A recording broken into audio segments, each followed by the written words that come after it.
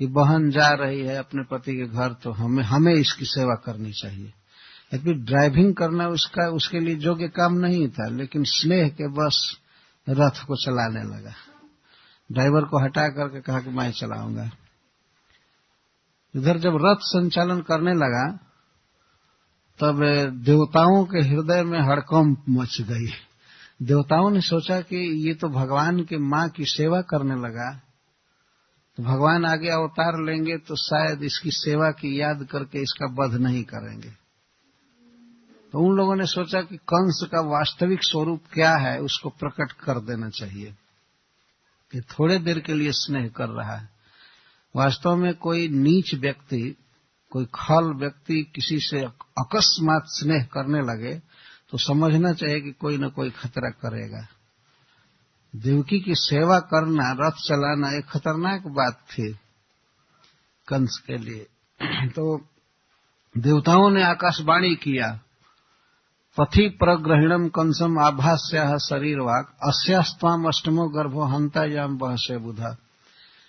रे कंस, अरे अबुध, अरे मूर्ख, जिस देवकी को तुम इतना स्नेह से पति के घर भेज रहे हो उसी का 8वां गर्भ तुम्हारा वध करेगा।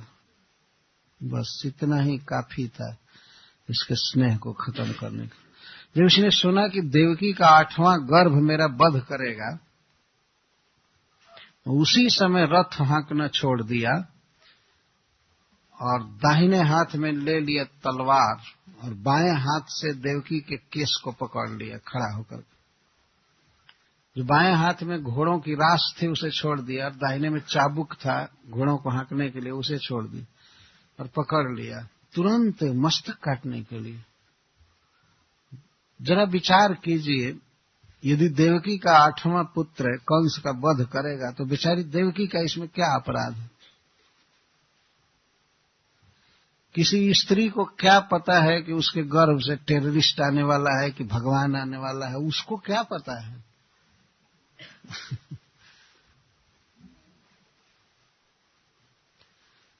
कंस इस पर विचार नहीं किया और वह भी आकाशवाणी ने कहा कि इसका 8वां गर्भ तुम्हारा वध करेगा।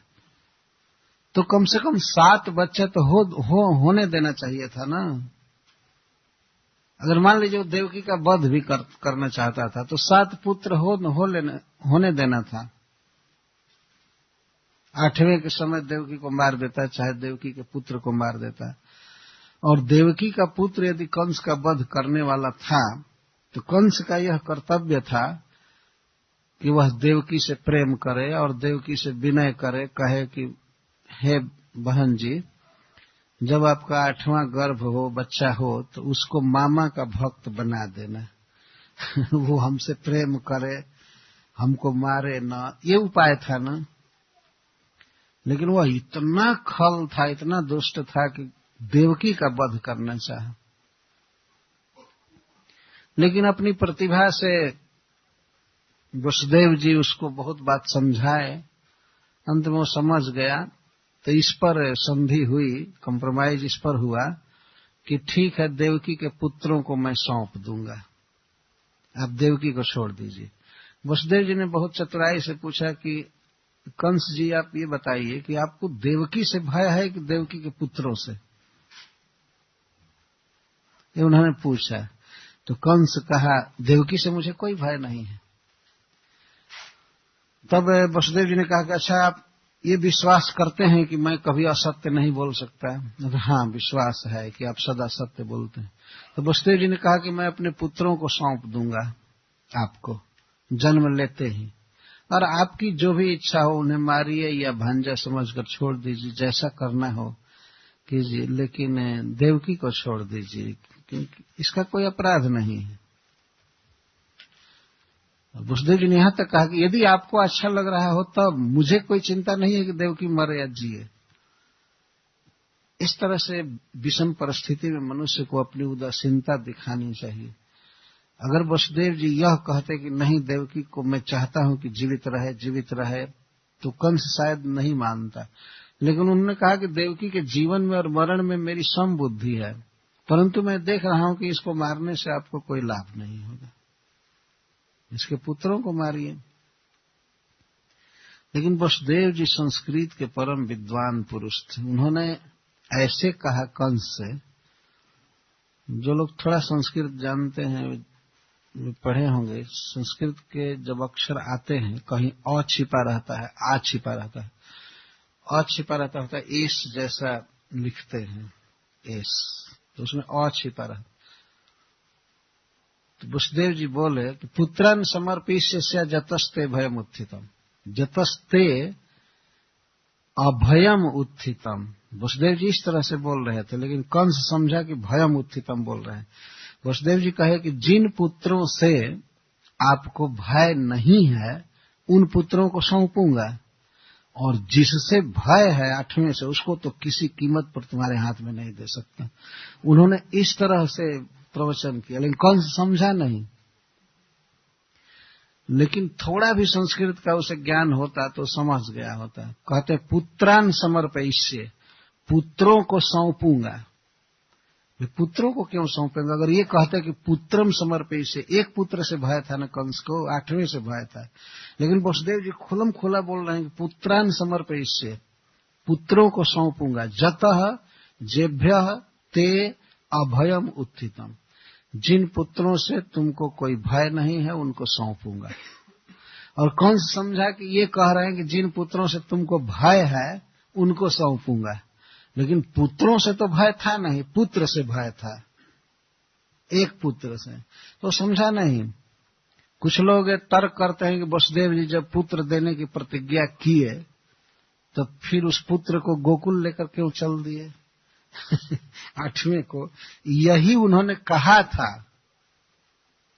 किसी विषम परिस्थिति में किसी व्यक्ति को अगर बोलना पड़े और सीधा साधा सत्य बोलने से नुकसान होने वाला है, तो ऐसे बोलना चाहिए कि उसके 2 अर्थ हों, एक से सत्य की रक्षा हो रही हो और एक से किसी की प्राण रक्षा हो रही हो।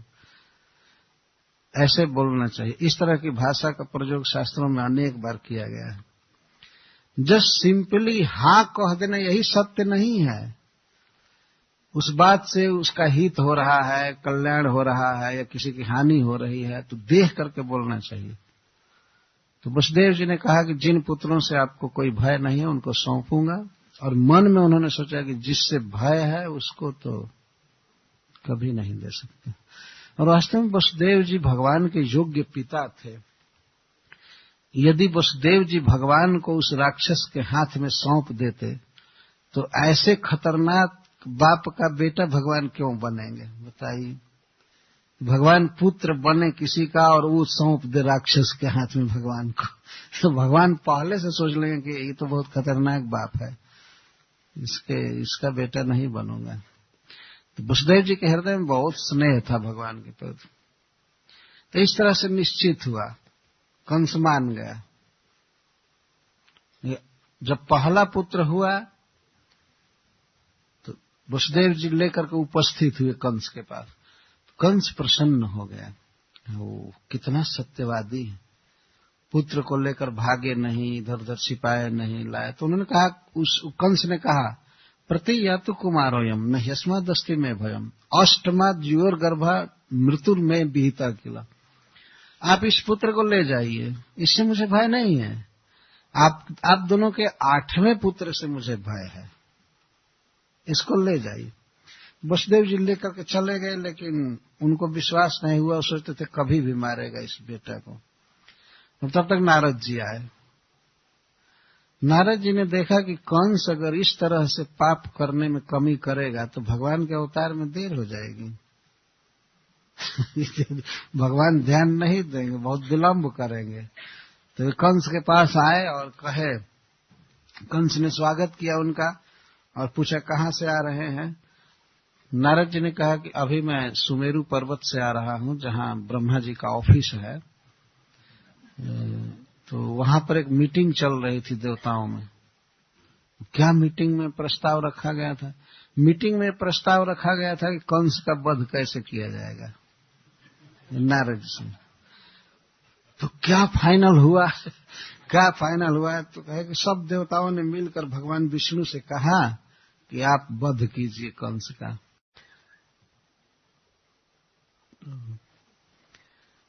भगवान ने कहा कि ठीक है, हम देवकी के गर्भ से जन्म लेकर के कंस का वध करेंगे। लेकिन देखो, कंस, भगवान विष्णु इतना मायावी हैं, वो 8वें के बदले पहले में भी आ सकते हैं, कोई ठीक नहीं है। और उसकी बुद्धि को फेर दिया उन्होंने। कमल, अष्टदल कमल लेकर के दिखाने लगे, गिनने लगे, यहां से गिनो 1 2 3 4 5, और जो 2 गिने थे वहां से फिर 1 चालू किए, तो 8वां पहला हो जा रहा था, पहला 8वां हो जा रहा था, प्रत्येक संख्या पर आ रही। तो कहा तब क्या करना चाहिए? तो नारद जी ने कहा कि अब तुम्हें जो कुछ करना उचित हो करो, लेकिन हम तो समझते हैं कि विष्णु पहला भी बनकर आ सकते हैं, दूसरा भी, तीसरा भी। तो तुरंत पुलिस भेजा और वसुदेव जी को बुलाया, बुलाओ बुलाओ बुलाओ, पुत्र के साथ बुलाओ, और पहले पुत्र का वध कर दिया। और वध करके अब सोचा कि देवकी वसुदेव अपने नए जन्मे हुए पुत्र को लेकर भाग जाएंगे, इसलिए दोनों को कारागृह में बंद कर दिया, जेल में बंद कर दिया। अब जितने पुत्र हुए कारागृह में, यहां तक कि भगवान भी जन्म लिए तो कारागृह में, जेल में जन्म लिए। तो कई वर्ष तक कारागृह में रखा देवकी वसुदेव को। तो वही कुंती महारानी याद कर रही है कि देवकी बहुत वर्षों तक कारागृह में रही, मैं तो 1 सेकंड भी कारागृह में नहीं रही हूं। यद्यपि देवकी पर एक बार विपत्ति आई, लेकिन वह विपत्ति अखंड बनी रही। उसके पुत्र मारे गए, पति के साथ कारागृह में थी। तो भगवान से कुंती महारानी ये कह रहे हैं कि जिसके गर्भ से आप जन्म लिए, जो आपकी जननी है, उसके प्रति भी आप उतना स्नेह नहीं किए, उतना कृपा नहीं किए जितना आप मेरे प्रति कृपा किए। और आपने अनेक बार मेरी रक्षा की है विपत्तियों से, जैसे आगे वो गिनाएंगी, और पुत्रों के साथ रक्षा किए, क्योंकि मैं अनाथनी थी और आप ही मेरे रक्षक थे। यह है रियलाइजेशन स्पिरिचुअल वर्ल्ड में। भगवान के धाम में भगवान के जितने भी परिकर होते हैं, उनको यही अनुभव होता है कि भगवान सबसे ज्यादा प्रेम मेरे साथ कर रहे हैं, यही अनुभव होता है। अब जब भी किसी भक्त का उद्गार पढ़िए तो यही कहता है कि आप सबसे अधिक प्रेम मुझसे करते हैं, यही सबको अनुभव होता है। और इस प्राकृत जगत में प्रत्येक व्यक्ति को यही अनुभव होता है कि ये व्यक्ति और सबसे प्रेम करता है, हमसे नहीं कर रहा है। यही है। आप किसी के लिए मर जाइए, कुछ भी कीजिए, तब भी मन में शंका बनी रहती है, नहीं हमको इतना प्रेम नहीं दे रहा है, इसका मन कहीं और लगा है। यही अनुभव होता है, क्योंकि यहां पर कोई किसी से कितना भी प्रेम करे, वो प्रेम परफेक्ट हो ही नहीं सकता है, संभव ही नहीं। पर भगवान के भक्तजन यही अनुभव करते हैं कि भगवान सबसे अधिक प्रेम मुझसे कर रहे हैं, अपनी जननी से भी अधिक प्रेम मुझसे किए, स्नेह किए। ये कुंती महारानी कह रही हैं। और फिर वे गिना रही हैं कुछ विपत्तियों का नाम कि किन किन विपत्तियों से आप हमारी रक्षा किए। विषान महाग्ने पुरुषाद दर्शनात् असत सभाया वनवास कृष्णतः मृधे मृधे नेक महारथास्त्रतो द्रोण्यस्ततश्चास्म हरे विरक्षितः। हे हरे, हे भक्तों का दुख दूर करने वाले, दुख का हरण करने वाले, जो दुख को हरे उसको हरि कहते हैं, जो मन हर लेते हैं उनको भी हरि कहते हैं। तो हरि के बहुत से अर्थ हैं, लेकिन चैतन्य महाप्रभु 2 अर्थ करते हैं। हरि शब्द अनेक अर्थ, दुई मुख्यतम, सर्व अमंगल हरे प्रेम दिया हरे मान। श्री कृष्ण को, या भगवान को हरि कहते हैं। हरि का अर्थ है भगवान सारा अमंगल हर लेते हैं। किसी भी तरह से कोई व्यक्ति यदि श्री कृष्ण को समर्पण करता है, यहां तक कि केवल उनका नाम उच्चारण भी करे, जैसे तैसे अगर संपर्क हो कृष्ण से तो कृष्ण उस जीव का सारा अमंगल हर लेते हैं। जन्म मरण और भी जितना अमंगल दुख है सब हर लेते हैं। और फिर प्रेम दिया हरे मन, और इतने सुंदर हैं, इतना मधुर है, इतना प्रेम देते हैं कि मन हर लेते हैं, बहुत सुंदर। तो इसलिए उनको हरि कहते हैं। तो यहाँ पर कुंती महारानी श्री कृष्ण को हरि कह रही है, हे हरे, आपने हमारा सारा अमंगल हर लिया, सारा दुख हर लिया, कष्ट हर लिया। कब कब हर लिए? विषान महाग्नि पुरुषाद दर्शनाद। विषाद, भीम को विष दिया गया था, पॉइजन दिया गया था, उस महा विष से, कालकूट जहर से आपने हमारे पुत्र को बचा लिया। वो मरा नहीं, बल्कि और बलवान होकर आ गया पाताल लोक से। विषाद, महाग्नि, महाअग्नि से, लाक्षा भवन की आग से आपने हमें बचाया, हमारे पुत्रों को और हमको। ये कथा मैं शुरू दिन ही कह चुका था, किस तरह से लाक्षा भवन में आग लगी थी। और पुरुषाद दर्शनाथ, राक्षसों से मुठभेड़ से, किस प्रकार पांडवों से बड़े बड़े राक्षस मिले और वे उनको खा जाना चाहते थे, लेकिन भगवान की कृपा से पांडव बच गए।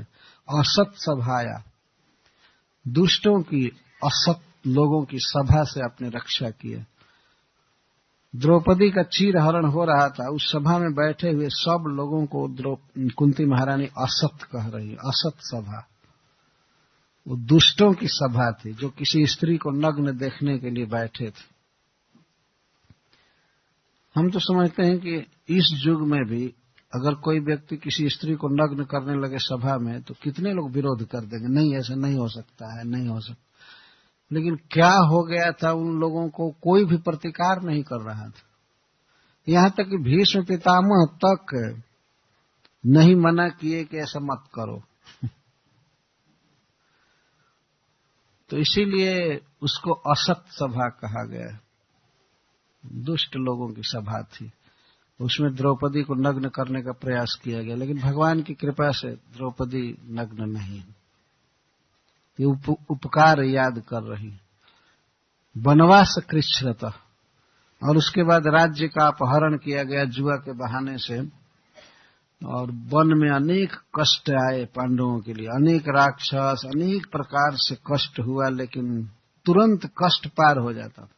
एक दिन द्रौपदी का अपहरण हो गया वन में, जयद्रथ चुरा करके ले गया, लेकिन शाम होते होते द्रौपदी फिर घर आ गई।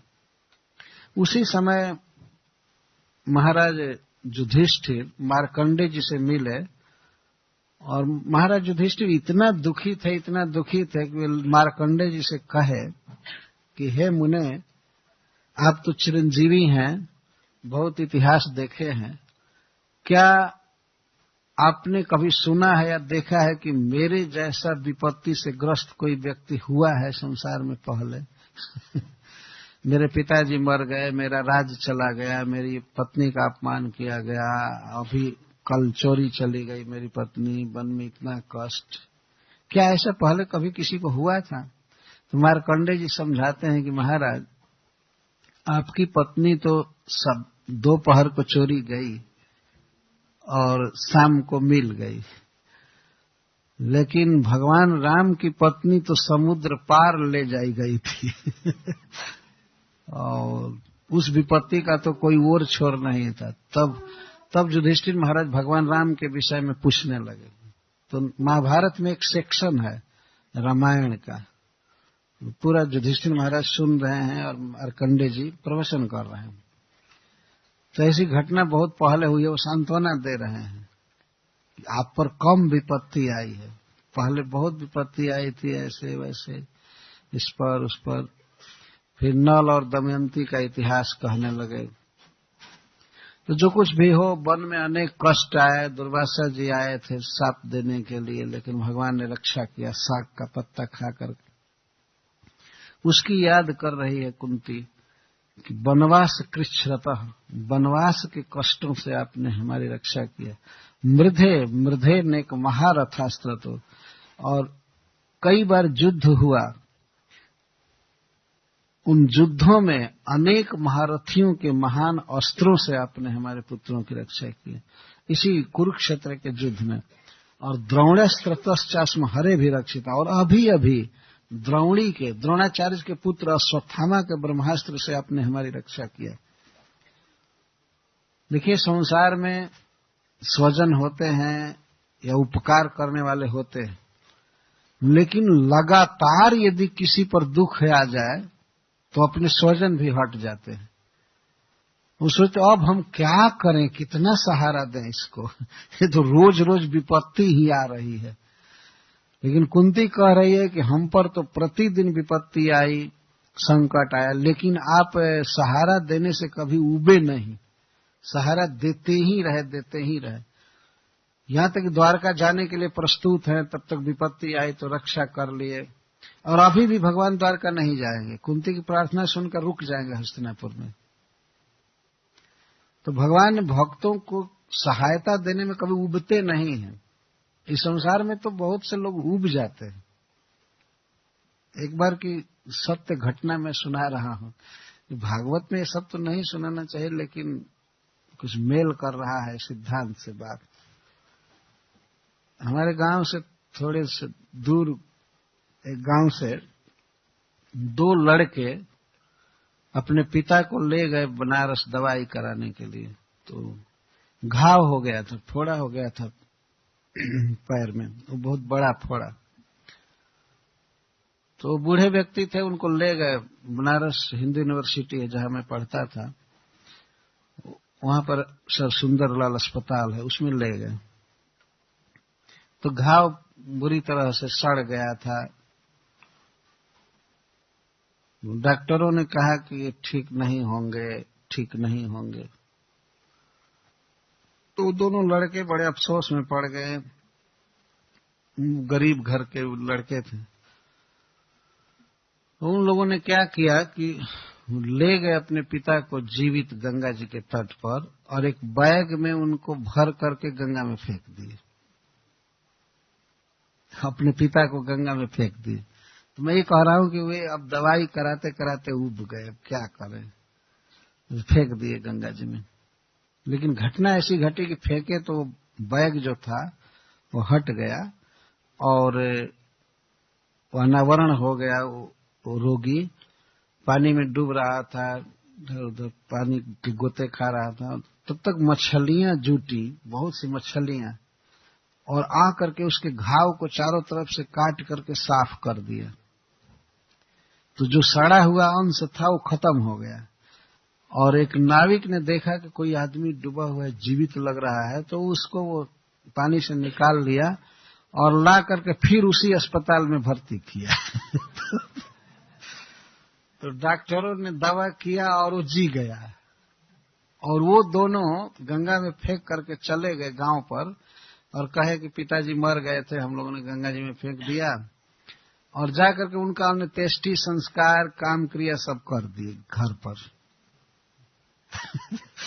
तो ये लगभग 20-22 दिन के बाद, वो तो 12-13 दिन के बाद वो काम क्रिया कर दिए थे, अंत्येष्टि संस्कार, और ये जीवित गया गांव पर।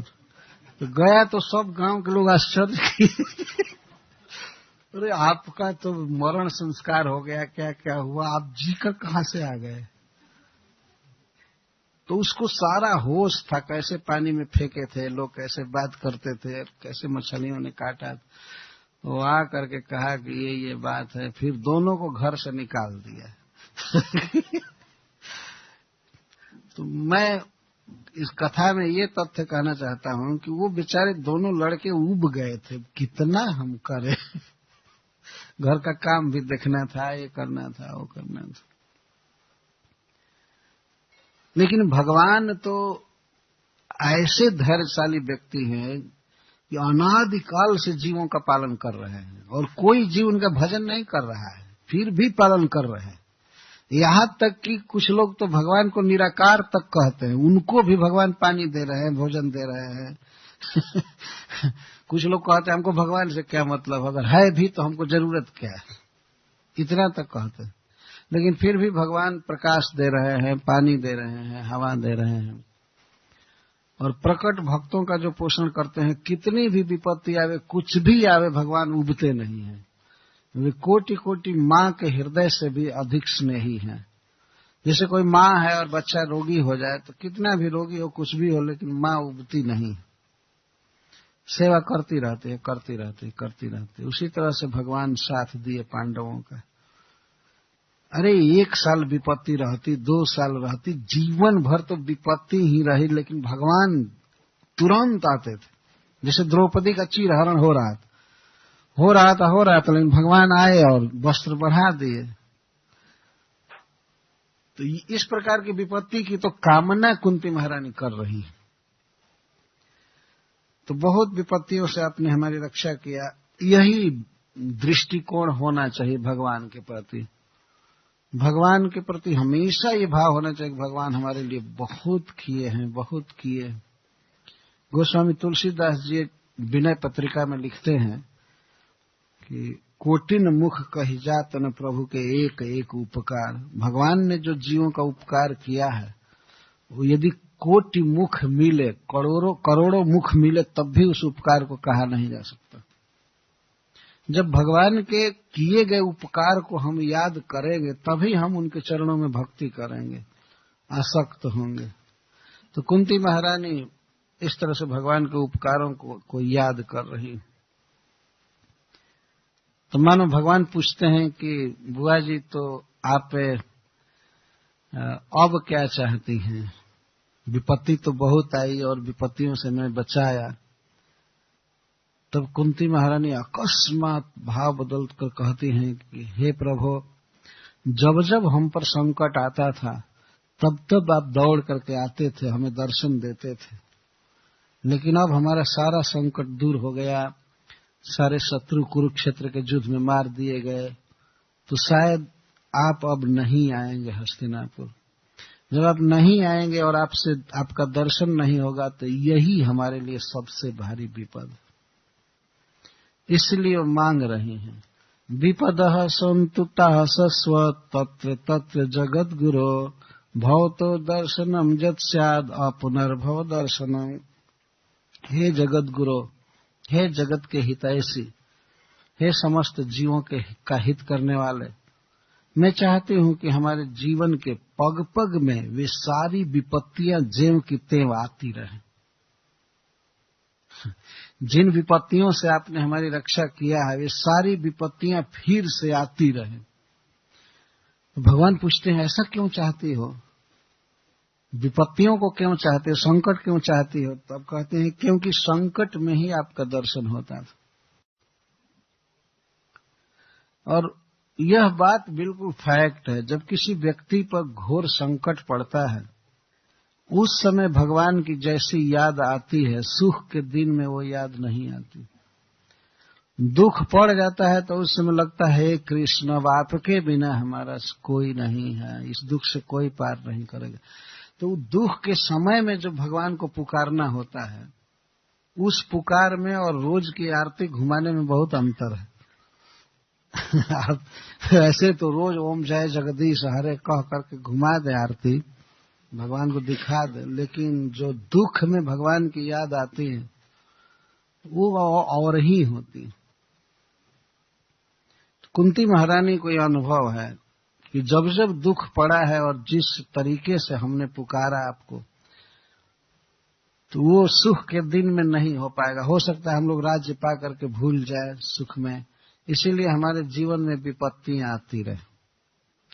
तत्र तत्र, तत्र तत्र का अर्थ है सर्वत्र, सब समय सब देश में हम पर विपत्तियां पड़ी रहे, जिससे कि आपका स्मरण हो और आप आवे, आपका दर्शन हो। आपका दर्शन ही सबसे बड़ा सुख है। तो संपूर्ण वैदिक इतिहास में यही एक भक्त है कुंती, जो भगवान से विपत्ति मांग रही है। प्रकारांतर से वो विपत्ति नहीं मांग रही है, वो मांग रही है भगवान का दर्शन, भगवान से भेंट होना। तो भगवान ने कहा कि बुआ जी, आप इस तरह से क्यों विपत्ति मांग रही हैं? सब लोग तो संपत्ति मांगते हैं। कुंती महारानी कह रही हैं कि ये संपत्तियां, ऊंचा पद, धन, सुंदर शरीर, विद्या, ये सब जीव के कल्याण में बाधक हैं, श्रेय में ये परिपंथी हैं, विघ्न डालने वाले हैं। जन्म ऐश्वर्य श्रुत श्री भी रेधमान मदह पुमान नैवार्हत्यभिधातुम वै त्वाम किंचन गोचरम। इस संसार में ऊंचे कुल में जन्म लेना और फिर कोई पद पा जाना, सुंदर शरीर होना और विद्या प्राप्त करना, ये चार जो हैं भक्ति में बहुत बड़े बाधक। कि जिस व्यक्ति का मद बढ़ जाता है ऊंचे कुल में जन्म लेने से, विद्या पढ़ने से, धन से, पद से, सुंदर शरीर से, वह व्यक्ति तो आपका कृष्ण गोविंद आदि नाम भी बोलने में शर्म करता है। वो नाम भी नैवारहत्य अभिधातुम वही, आपका नाम बोलने में भी उसको शर्म आती है, इतना अभिमान हो जाता है। इसीलिए मैं चाहती हूं कि हमारे जीवन में विपत्तियां रहें, दुख रहे। ऐसा हम लोगों ने भी देखा है कि जो व्यक्ति बहुत पढ़ा लिखा है और बहुत ऊंचे पद पर है, वे लोग भगवान की भक्ति नहीं करते हैं, देखा गया। उनको कहिए कि आप जरा मंदिर में आइए, तो घर मंदिर में, अरे हमको कहाँ समय है मंदिर में आने का, यहाँ जाना है, वहां जाना है, वहां जाना है। और मंदिर में आ भी गए कदाचित किसी के कहने से, और उनको कहिए कि साष्टांग प्रणाम कीजिए, वो तो मर जाएंगे, साष्टांग प्रणाम जानते ही नहीं है। हमने देखा है भारतवर्ष में नेता लोग आते हैं मंदिर में तो ज्यादा से ज्यादा इतना झुकाते हैं सिर को, लगता है कि टाइट किया गया है, झुक ही नहीं रहा है। बांके बिहारी मंदिर में ऐसे करते हैं। हम लोग कभी कभी किसी किसी को कहे हैं कि प्रणाम कीजिए, प्रणाम कीजिए, और उनको यदि माला अर्पण कीजिए, भगवान की प्रसादी माला, तो माला अर्पण करते तुरंत निकाल देते हैं। उनकी ये भावना नहीं है कि ये प्रसादी माला है, और वास्तव में उनको जो मालाएं मिलती हैं वो निकाल ही देना चाहिए, क्योंकि वो तो प्रसादी माला होती नहीं है। वो तो मंच पर भाषण करने गए और कोई ला करके बाजार से माला पहना दी। तो माला धारण करने के अधिकारी तो है नहीं, लेकिन भगवान की जो माला आती है प्रसादी माला, उसे धारण करना चाहिए। इससे आदमी माया पर विजय पाता है।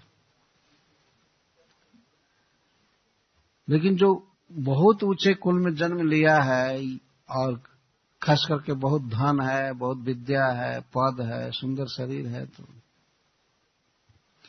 वो व्यक्ति सोचता है कि हमको भगवान की क्या जरूरत है। भगवान का भजन तो गरीबों को करना चाहिए, उनको जरूरत है कुछ, भगवान देंगे उनको, हमको क्या जरूरत है। हमारे पास तो धन भरा पड़ा है, ये हमको कोई आवश्यकता ही नहीं है कि भगवान से मैं मांगू। इस तरह का भाव आ जाता है, इतना अंधा व्यक्ति हो जाता है और सामने काल को, मृत्यु को नहीं देख पाता। लेकिन जो व्यक्ति दुख में होता है, कष्ट में होता है, तो उसको याद आता है कि नहीं, भगवान सहारा देंगे, भगवान है ऐसे। इसीलिए कुंती महारानी कहते हैं कि ऊंचे कुल में जन्म, ऊंचा पद, सुंदर शरीर और विद्या, ये चारों व्यक्ति को खाई में गिराने वाले हैं।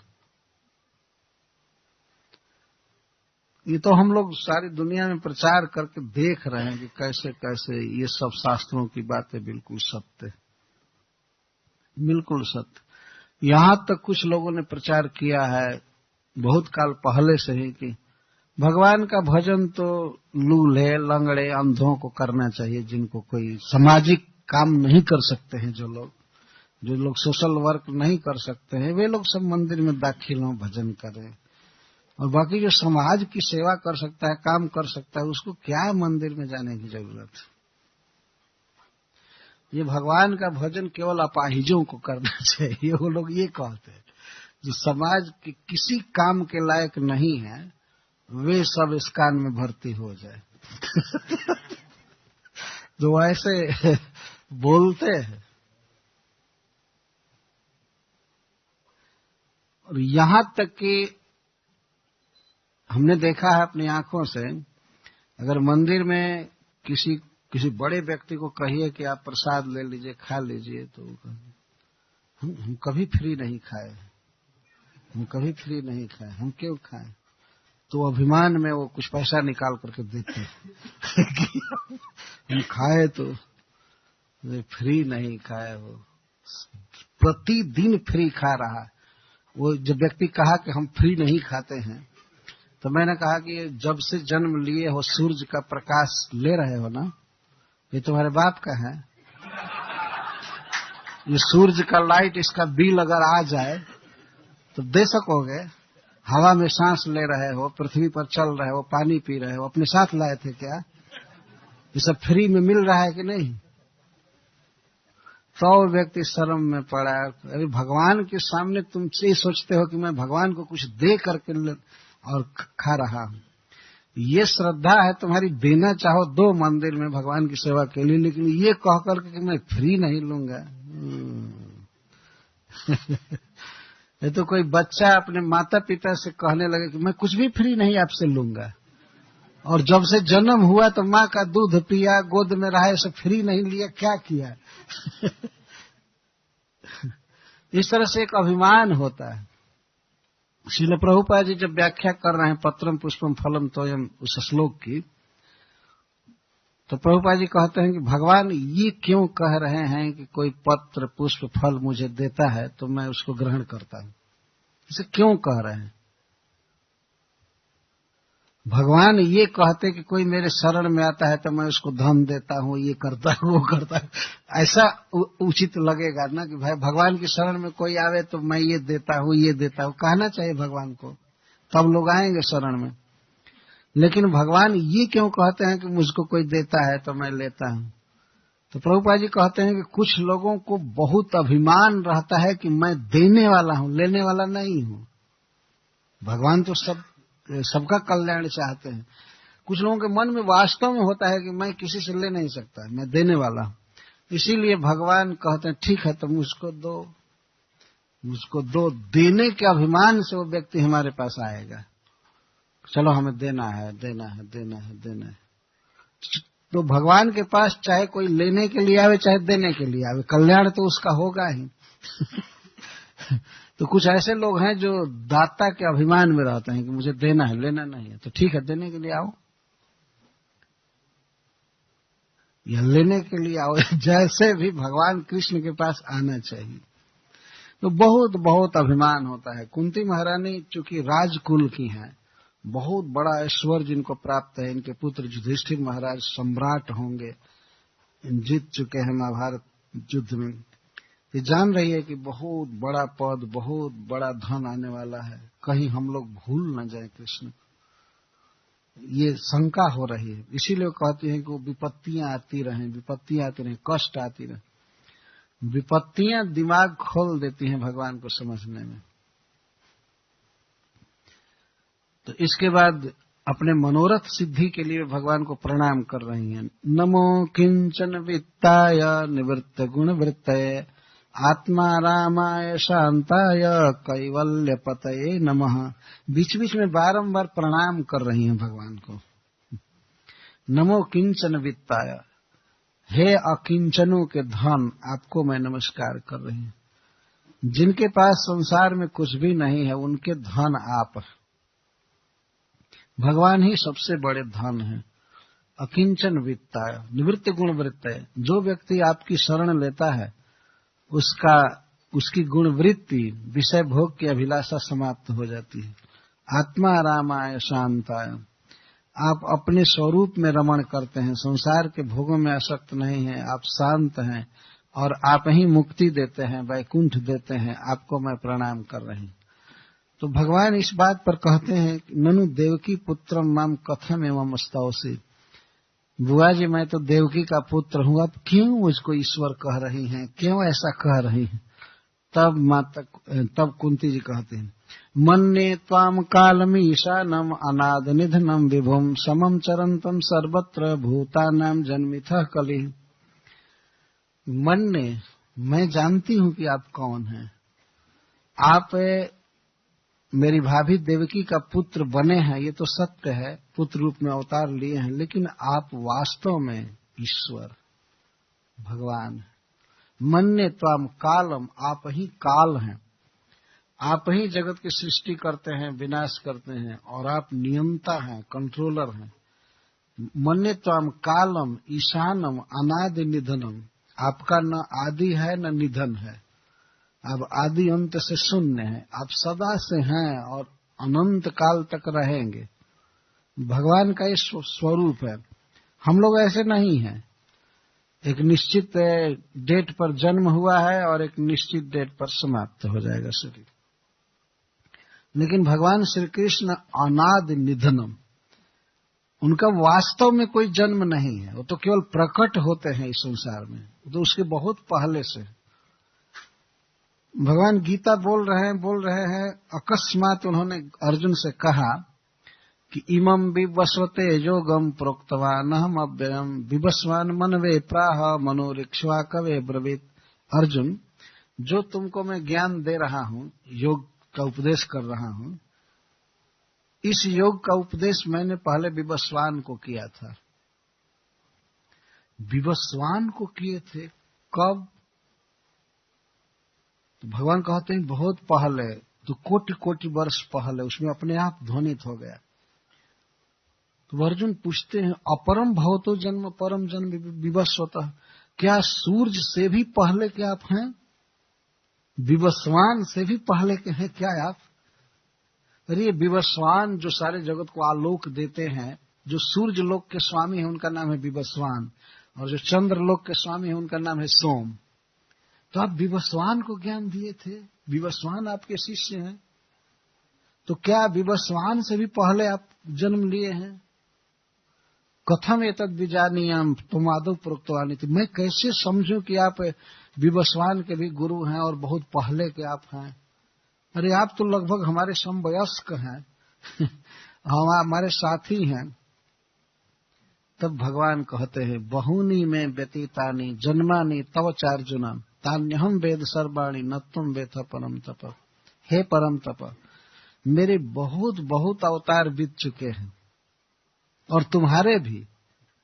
बहुनी में व्यतीतानि जन्मानि तव च अर्जुन, तव च बहुनी जन्मानि व्यतीतानि, हमारे बहुत से जन्म बीत गए हैं, बहुत से अवतार बीत गए हैं, तुम्हारे भी। जब जब मैं आया हूं तुम भी मेरे साथ आए हो, लेकिन तुमको कुछ भी याद नहीं है, हमको सब याद तान्यहम वेद सर्वाणी, तानी सर्वाणी अहम वेद, लेकिन तुम न वेद था, तुम नहीं जानते। यही तो जीव की स्थिति है। तो अर्जुन कहते हैं, कब कब अब आते हैं? जदा जदा ही धर्म से ग्लानिर्भवति भारत अभ्युत्थानम अधर्म से तदात्मानम सृजामि। जब जब धर्म की ग्लानि होती है और अधर्म बहुत बढ़ जाता है, तब तब मैं अपने को प्रकट करता हूं। क्या करने के लिए? तो भगवान कहते हैं, परित्राणाय साधूनाम विनाशाय च दुष्कृताम धर्म संस्थापनार्थाय संभवामि युगे युगे। मैं जुग जुग में अवतार लेता हूं, आता रहता हूं।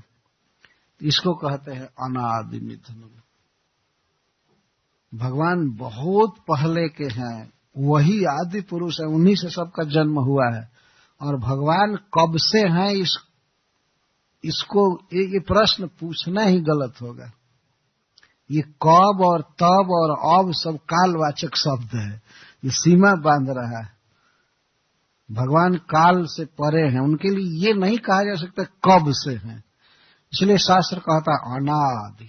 अनादि का अर्थ है अन आदि, अन नहीं, न आदि जैसे स, जिसका आदि नहीं है, शुरुआत है ही नहीं। लेकिन हम लोग किसी का जन्म देखते हैं, आदि देखते हैं, इसीलिए भगवान पर भी आरोप करेंगे, आखिर तो कभी चालू हुए होंगे क्योंकि हमारा जो मन है वो काल से परिच्छिन्न है, काल द्वारा बाधित है। काल से अतीत की कल्पना भी नहीं मन में उठ सकती है। ऐसा इसको शास्त्रों में कहा गया है, अध्यास, संस्कृत में अध्यास, किसी चीज का अध्यास हो जाना दृढ़, तो अध्यास का ये अर्थ होता है, जैसे आपने देखा होगा बच्चे घुमरी परेता खेलते हैं, घुमरी कोई घुमा दे उनको जोर से, घुमा दे तो आंखों में उद्घूर्णा छा जाती है, घुमरी छा जाती है, और उद्घूर्णा युक्त आंखों से वो बच्चा जब देखता है तो देखता है घर घूम रहा है, झाड़ घूम रहा है, पर्वत घूम रहा है, सब घूम रहे हैं, देखता है ना। ये हम लोग भी खेल करके देखे हैं। कोई न देखा हो तो क्लास के बाद घूम कर देख लीजिए। अगर 10-20 बार घूम गए तो लगेगा कि ये सब घूम रहा है, लेकिन कुछ भी नहीं घूमता है, जो जैसे है वैसे है। घुमरी छा जाती है आंखों में, तो उद्घूर्णा युक्त आंखों से जब हम देखते हैं तो अचल वस्तुएं भी सचल दिखाई देती, और उस समय कोई कहे कि नहीं नहीं नहीं ये चल नहीं रहा है, तो वो व्यक्ति मानेगा ही नहीं, वो दिखता है कि घूम रहा है। तो इसी तरह से हम लोग इतना परिच्छिन्न बुद्धि वाले हो गए हैं, किसी चीज की शुरुआत देखते हैं, किसी का मरण देखते हैं, किसी का आदि अंत देखते हैं, खराबी देखते हैं, मनुष्यों के शरीर में रोग दुख आदि देखते हैं। तो भगवान के स्वरूप में भी हम यही आरोप करते हैं, क्योंकि यही हमारे पास दृष्टि है, और दृष्टि है ही नहीं। वो दृष्टि नहीं है जिस दृष्टि से भगवान पर विचार किया जाए। यही जीव की परवस्था है। कुंती महारानी जैसा भक्त समझता है कि श्री कृष्ण अनादि हैं। ऐसा नहीं कि केवल मथुरा के कारागृह में उनका जन्म हुआ और तब से कृष्ण है। तो कभी कभी लोग पूछते हैं, आप लोग हरे कृष्ण पहले गाते हैं, लेकिन पहले तो भगवान राम आए, कृष्ण तो बाद में आए। बाद में आए, भगवान के बाद में और पहले का कोई प्रश्न ही नहीं है। भगवान तो बारंबार आए हैं। द्वापर के अंत में वे आए वसुदेव जी का पुत्र बन करके, लेकिन इसके पहले कह रहे हैं कि मैंने विवस्वान को पढ़ाया था। मैंने ब्रह्मा को पढ़ाया था। तो वही कृष्ण पढ़ाए थे। और आने जाने से क्या हुआ?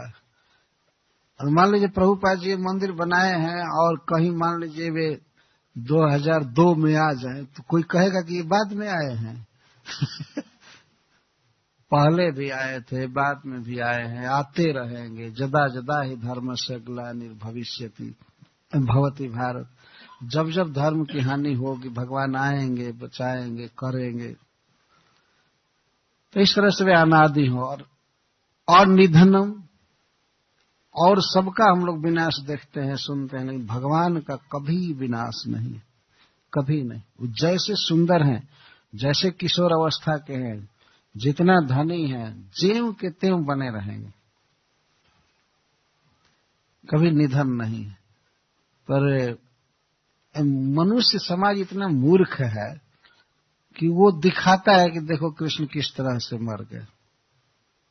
अब जाइए प्रभास क्षेत्र में, तो वो लोग दिखाते हैं, बताते हैं कि एक व्याध मार दिया भगवान के चरण में और उनका अंत हो गया। इतनी मूर्खता करते हैं। भागवत में साफ लिखा गया है कि व्याध ने भगवान के चरण में बाण मारा, इसके बाद वो आया तो थरथर कांपने लगा भगवान को देख करके। तो भगवान उसे सांत्वना दिए और उसे स्वर्ग जाने के लिए कहे कि जाओ। विमान आया, स्वर्ग गया, और भगवान फिर उसी श्री विग्रह से देवताओं के लोक से होते हुए अपने धाम में गए।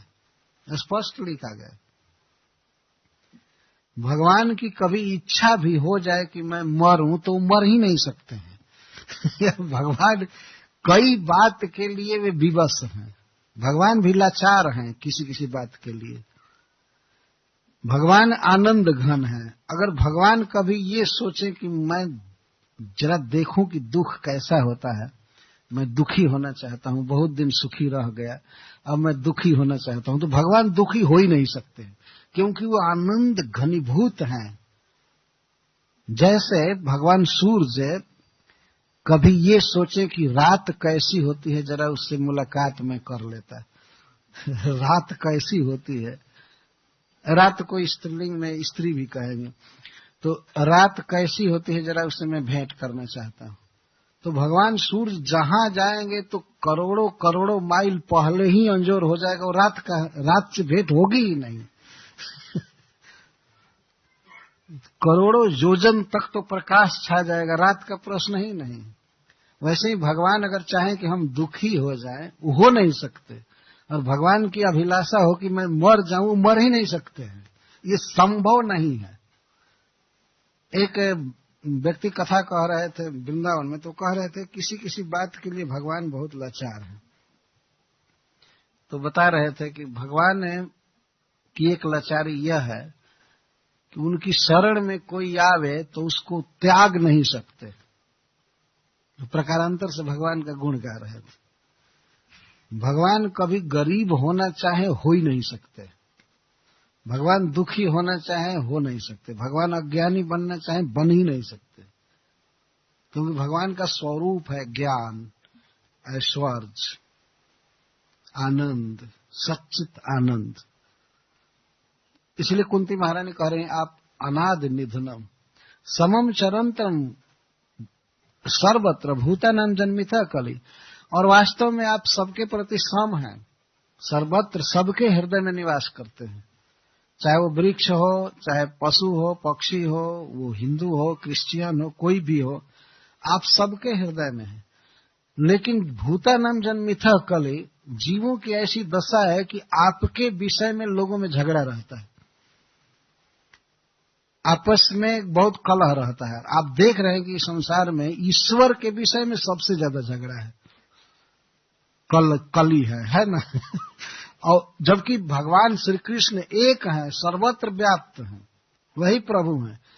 लेकिन कुछ लोग कहते हैं उनका नाम ये है, कुछ कहते हैं ये है, वैसे है, कोई कहता है नहीं आकार है ही नहीं, उनको आंख नहीं है, पैर नहीं है, सिर नहीं है, हाथ नहीं है, कोई कुछ कहते हैं, कोई कुछ कहते हैं, और बहुत झगड़ा होता है। संसार पूरा इसी झगड़े में पड़ा हुआ है। वो कहता है कि हम जो बात कह रहे हैं हम ठीक से ईश्वर को समझे हैं, हम जो कहते हैं वो ठीक है। और किसके विषय में झगड़ा है? कृष्ण के विषय में। अनेक प्रकार के मत प्रचलित है। आप किसी भी व्यक्ति से पूछिए संसार में कि आप किसकी पूजा करते हैं, तो वो कहेगा भगवान की।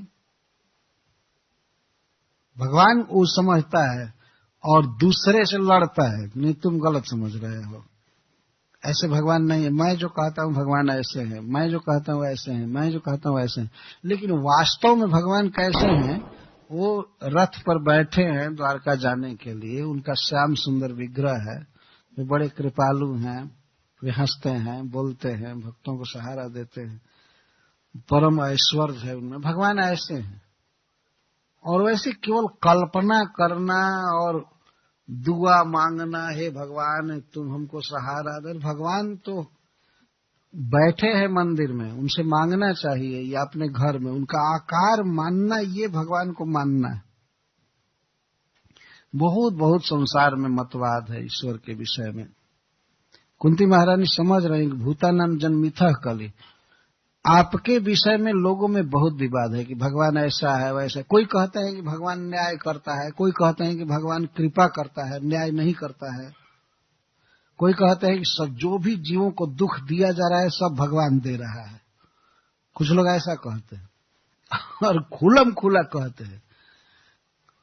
एक हिंदी में गीत पहले प्रचलित था, गाते थे कि दुनिया बनाने वाले का तेरे मन में समाई है, तूने काहे को दुनिया बनाई है। हे ईश्वर तुम दुनिया को क्यों बनाया और बना करके इतना लोगों को दुख में क्यों झोंक दिया।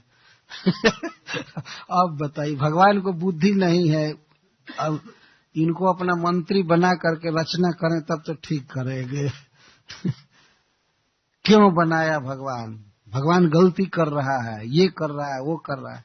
किसी से हम लोग कहते हैं आप जरा भजन कीजिए, भगवान का नाम लीजिए, तो कहते हैं भगवान चाहता ही नहीं है कि हम भजन करें।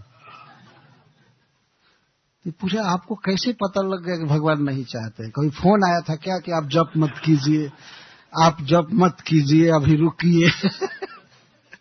लेकिन वो मानते नहीं, सीधा कहते नहीं चाह रहे। कोई कोई कहता है आप कहिए कि भजन कीजिए, जप कीजिए भगवान का, तो कहते हैं जब चाहेंगे भगवान तो होगा। बोले आप क्या चाहते हैं? भगवान तो चाहते हैं कि सब लोग भजन करें, लेकिन आप क्या चाहते हैं? अरे भगवान तो चाहेगा तब करेंगे। और जब बीड़ी पीना हो, सिगरेट पीना हो, तब नहीं कहते हैं भगवान जब चाहेंगे तो पिएंगे, अभी तो नहीं पिएंगे। जब भगवान का आदेश आएगा तो पिएंगे। तो भजन करना है तब छोड़ देते हैं सीधे कि जब लगता है कि भगवान डायरेक्ट उनसे आकर के कहेगा तब करेंगे भजन। तो भगवान के विषय में बहुत बहुत धारणाएं हैं लोक में। भगवान ऐसा है तो ऐसा है तो ऐसा है तो ऐसा है। कोई कोई तो ये सोचते हैं कि भगवान बहुत दिन का हो गया, इसलिए अब कहीं होगा भी तो हॉस्पिटलाइज्ड होगा, कहीं बहुत दिन का हो गया तो हॉस्पिटल में पड़ा होगा, ऐसा सोचते हैं। या अब वो नहीं रहा होगा, मर गया होगा। और कुछ लोग कहते हैं कि नहीं, भगवान है ही नहीं, वास्तव में कोई शक्ति है जो चला रही है संसार को, भगवान नहीं है। ऐसा खुलम खुला प्रवचन करते हैं। एक बार रसिया में मीटिंग हुई थी कुछ मूर्खों के बीच, तो वे लोग प्रस्ताव क्या रखे, ये न्यूज़पेपर में छपी हुई बात मैं कहता हूं। बड़े बड़े लोग जुटे थे और वो लोग प्रस्ताव रखे कि जो ईश्वर, जो भगवान इस संसार को रचा चला रहा, बहुत दिन मालिक रह गया, उसको उतारना चाहिए गद्दी से, उसको हटाना चाहिए। क्योंकि वहां साम्यवाद, कम्युनिज्म चलता था, तो उसको हटाना चाहिए, ईश्वर को अब गद्दी से उतारना चाहिए। तो बाद में निकला था कि एक व्यक्ति ने कहा कि कहाँ रहता है जहां से उसको हटाया जाएगा। मॉस्को में रहता है। कौन जाएगा हटाने के लिए? ये 2 दिन के कीड़े मकोड़े मच्छर जैसे, और भगवान को हटाएंगे, ये करेंगे वो करेंगे, और अपने आप ही हटकर चले जाते हैं, मरघट में चले जाते हैं। इतने लोग जन्मे और मर गए, लेकिन भगवान की जो व्यवस्था है चल रही है। भगवान ने बनाया व्यवस्था कि सूर्य इस समय उगेगा, इस समय डूबेगा, ऐसे चलेगा, ये सीजन्स बदलेंगे, वर्षा होगी, जाड़ा आएगा, ये आएगा। तो इंग्लैंड में तो इतना जाड़ा भगवान ने बनाया है, तो सरकार क्यों नहीं भगवान के विधान को टाल देती? 2 दिन 3 दिन से बढ़िया से मौसम बना है, तो लोग कहते हैं बहुत अच्छा मौसम बना है, बहुत अच्छा धूप आया है। तो भगवान की व्यवस्था को क्यों नहीं हटा देते? एक बार प्रभुपाद जी यहाँ पर बैठे थे, शायद इसी मंदिर में कहीं,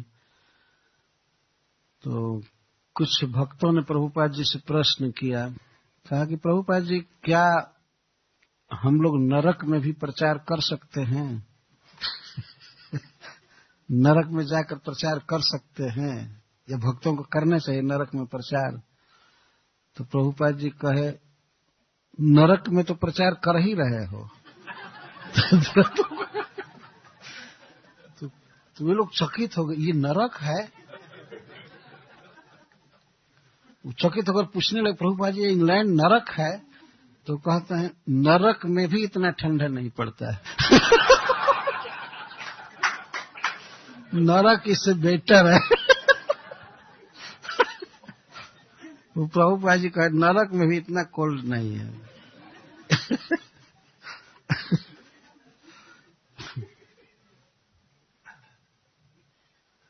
तो ये जो कुछ भी है, मेरे कहने का आशा है कि भगवान की जैसी व्यवस्था है चल रही है। कितने लोग जन्मे होंगे, सोचे होंगे भगवान मनमाना कर रहा है, ये कर रहा है, वो कर रहा है, लेकिन सब जन्म ले रहे हैं, मर रहे हैं, सबका आदि है, सबका निधन है, लेकिन भगवान ज्यों के थे। और ये भी पता नहीं कि भगवान कहाँ बैठा है। वैकुंठ का तो पता लोगों को है नहीं, और यह भी पता नहीं कि भगवान हृदय में भी है, सबके हृदय में है, सर्वत्र व्याप्त है। और सोचते हैं भगवान को हटाना चाहिए, बहुत मनमाना कर लिया, अब सरकार बदलनी चाहिए, ये होना चाहिए, वो होना चाहिए। कुछ भी नहीं हो रहा है। सब कीड़े मकोड़े सोच करके मर जाएंगे, चले जाएंगे, लेकिन भगवान की जो व्यवस्था है रहेगी। तो कुंती महारानी कहती हैं कि मैं तो मानती हूं कि आप केवल देवकी पुत्र ही नहीं हैं, आप ही वास्तव में काल हैं, आप ही ईश्वर हैं और आप सर्वत्र व्याप्त हैं, सब में हैं, पर फिर भी आपके विषय में लोगों के मन में बहुत मतभेद है। भिन्न भिन्न मतवाद संसार में प्रचलित और सब चीज की निश्चित डिफिनीशन है, परिभाषा है, सबका स्वरूप है, लेकिन ईश्वर ही एक ऐसी वस्तु है जिसके विषय में लगता है कि जो सोच दे वही ठीक है ना। और पूछिए भाई इंग्लैंड का प्राइम मिनिस्टर कौन है, तो ये है। वहां का राष्ट्रपति कौन है, अमेरिका का ये है, या भारत का ये है, ऐसा है, ये है। ईश्वर कौन है, तो कहते जो तुम सोच दो बस ईश्वर। जो सबसे ज्यादा डिफिनिट बात है, निश्चित है, उसके विषय में कल्पना हो रही। सबसे सुस्थिर बात है, सबसे कंप्लीट और क्लियर बात है कि भगवान है और उनका नाम है श्री कृष्ण। उनके बहुत से नाम है, सबसे ज्यादा क्लियर बात है। जो सबसे क्लियर है उसके विषय में सबसे ज्यादा विवाद हो रहा है। भगवान के विषय में सबसे ज्यादा विवाद हो रहा है। और लोग कहते हैं तुम मन में जो भी सोचोगे वही भक्ति हो जाएगी, जो करोगे वही पूजा हो जाएगी, इतना तक कहते हैं। और तुम जिसको भी मान लो वही भगवान हो जाएगा। एक बार एक व्यक्ति से पूछा किसी ने, बॉम्बे की बात है, कि आप नहीं, ऐसे एक शिष्य ने पूछा एक गुरु से कि गुरु महाराज आप कौन हैं, आपका क्या रियल आइडेंटिटी है। तो गुरु जी कहते हैं तुमको क्या क्या लगता है मैं कौन हूं। वो पूछता है कि आप कौन है, तो गुरु जी पूछे शिष्य तुम्हारे दृष्टि में मैं क्या हूं, क्या तुम देखते हो। तो वो कह दिया मैं तो देखता हूं कि आप साक्षात परब्रह्म परमात्मा परमेश्वर हैं। तो गुरु जी कहते तुम्हारी दृष्टि बिल्कुल परफेक्ट है। तुम गलत सोच ही नहीं सकते। बाप रे।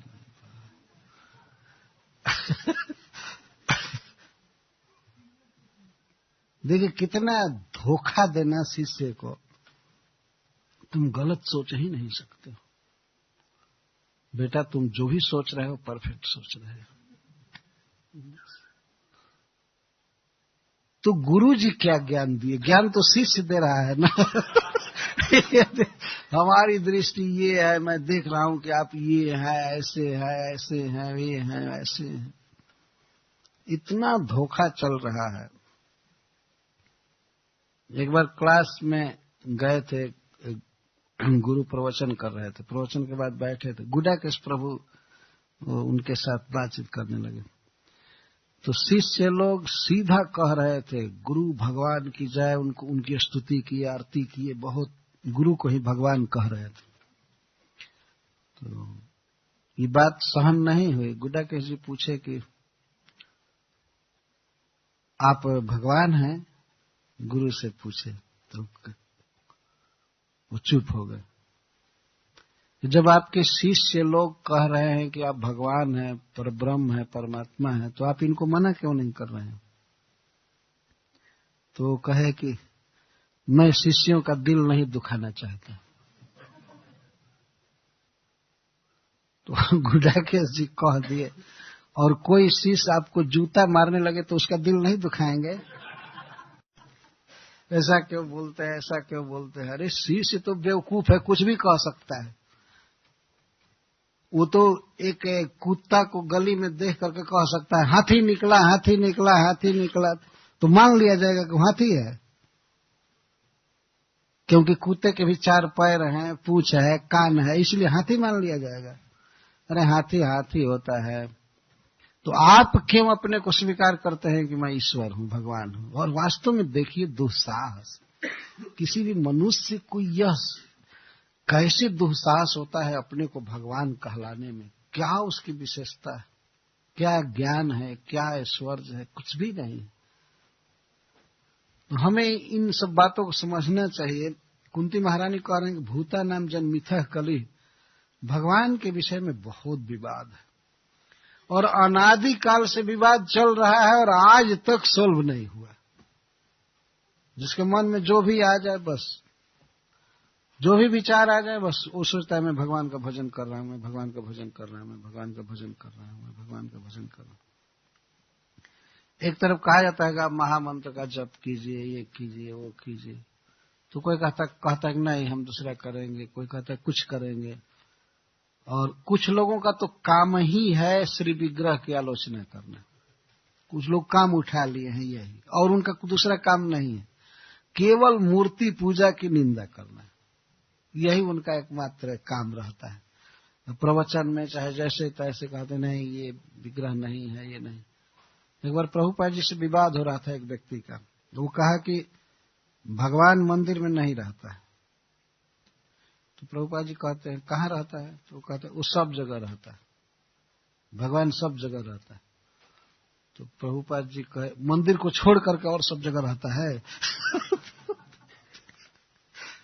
तो वो कहता नहीं, मंदिर में भी रहता है लेकिन सब जगह रहता है। तो प्रभुपाद जी कहते हैं ठीक है, सब जगह रहता है। तो वे लोग तो कम से कम ठीक है ना, जो एक जगह देखते हैं भगवान को, और तुम कहते हो कि सब जगह है और कहीं नहीं देखते हो। सब जगह कहते हो कि भगवान है लेकिन देखते कहीं नहीं हो, तो इससे तो अच्छा है ना कि भगवान सब जगह है लेकिन कम से कम कुछ स्थान पर हम लोग प्रकट देखते हैं उनको। ये अच्छा है ना देखना। तो वो कहता है नहीं नहीं नहीं नहीं, इस तरह से आकार से नहीं है सब जगह हो, वो निराकार हैं, वो आकार से सब जगह नहीं रह सकते हैं। यह भी एक बहुत गलत धारणा है। वास्तव में आकार में भगवान सब जगह व्याप्त है। जैसे टेलीविजन में हम लोग देखते हैं कोई रूप कहीं से ट्रांसमिटेड होता है, लेकिन कोटि कोटि टेलीविजन लगा दीजिए तो आकार सब जगह दिखाई पड़ता है। वो आकार व्याप्त है, इसीलिए दिखाई पड़ रहा है। यहाँ पर है वो आकार, केवल टेलीविजन की जरूरत है, हम लोग देखने लगते हैं। तो आकार सब जगह व्याप्त हो सकता है। जब मैटेरियल आकार सब जगह व्याप्त है तो स्पिरिचुअल आकार भगवान का क्यों नहीं सब जगह व्याप्त है? ये सोचने की बात है। आकार से भगवान कृष्ण सब जगह व्याप्त है। ऐसा नहीं कि आप व्याप्त हैं सब जगह इसलिए निराकार है, नहीं नहीं, उसी श्याम सुंदर विग्रह से आकार सब जगह व्याप्त है। तो कोई कोई भाग्यवान व्यक्ति भगवान को इस तरह से देखता है और उसके मन में कोई कली या विवाद नहीं होता है, संशय नहीं होता है। भगवान वास्तव में कृपालु हैं, परम सुंदर हैं, परम यशस्वी हैं, परम धनी हैं, और उनका भजन करने से ही हम सब सुखी हो सकते हैं। महारानी कुंती के इन वाक्यों में बहुत बड़ा उपदेश छिपा हुआ है, जो भगवान से कहते हैं कि मैं तो मानती हूं कि आप ईश्वर हैं, काल हैं, आप सब में व्याप्त हैं, सबके प्रेमी हैं, सबके जन्मदाता हैं, सबका पोषण कर रहे हैं, लेकिन आपके विषय में लोगों में बहुत मतभेद है, आपको ठीक से लोग नहीं जानते। अभी कुंती के समाज में जो बातें हो रही थी उसको भी कह रही है। कुछ लोग समझते हैं कि आप दुर्योधन के बैरी हैं, और कुछ लोग समझते हैं कि आप अर्जुन के मित्र हैं, तो ऐसे हैं तो ऐसे हैं, लेकिन वास्तव में आप अर्जुन के और दुर्योधन के दोनों के लिए सम हैं। भगवान जिन लोगों को मारते हैं उनको अपने धाम भेज देते हैं। भक्तों से ज्यादा कृपा तो वे असुरों पर करते हैं। कोई है ऐसा आदमी जो किसी को गली में देख करके कहे कि जाओ भागो, मेरा फ्लैट खाली है, वहां रहो? कोई कहेगा? लेकिन भगवान यहाँ से किसी को मार करके उसको गति देते हैं, बैकुंठ भेज देते हैं, तुम जाओ, यहाँ रहने लायक नहीं हो, यहाँ तुम डिस्टर्ब कर रहे हो, मेरे धाम में जाओ। तो क्या भगवान किसी के बैरी हैं? नहीं, संभव ही नहीं है। भगवान तो सबके प्रति स्नेह करते हैं। इसलिए कुंती कह रहे हैं कि आप अर्जुन के और दुर्योधन के दोनों के लिए बिल्कुल सम है। अर्जुन आपको चुने अपने सारथी के रूप में और दुर्योधन सेना ले गया, तो भगवान अब क्या करें? लेकिन भगवान वास्तव में सम है सब जगह, सबके लिए। जो उनसे प्रेम करे वो करने के लिए तैयार। हरे कृष्ण। जय श्री प्रभुपाद।